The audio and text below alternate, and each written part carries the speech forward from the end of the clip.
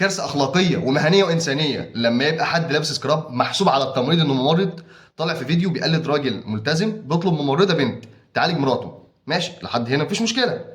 لو كنا هنتناقش في الطلب بتاع الراجل، بس انت اخدت الفيديو واخدت المحاكاه لحته تانية خالص. انت بكل بساطه اتريقت على الطلب بتاع الراجل، وان هو لا، ولو مفيش معاك انثى فاذهب الى سوق الرقيق واتاكد انها انثى. مبدئيا العربي بتاعك زباله.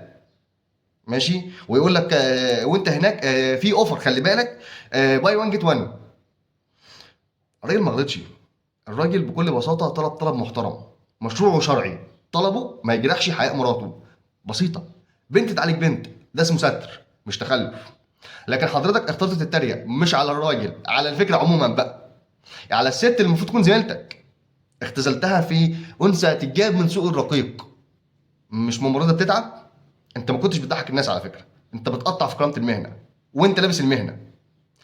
لو نسيت احب افكرك، اللي بتحمل شفتات كامله معانا في الطوارئ، في العمليات، في الاقسام الداخلي، في العنايه، اللي انت اتريقت عليهم. اللي بيستحملوا معانا زمايلنا اللي انت طلعت اتريقت عليهم. انا مش بس زعلان على الفيديو، انا زعلان انك فاكر نفسك بتنتقد وانت بتسخر، وفاكر نفسك بتوعي. انت بتقلل من المهنه ذات نفسها، ونرجع بعد كده نقول الناس ليه واخده فكره وشينه عن المهنه. الناس ليه بتنتقد التمريض؟ ما عشان واحد زيك. ما هم بينتقدوا التمريض لما بيشوفوا ناس زيك.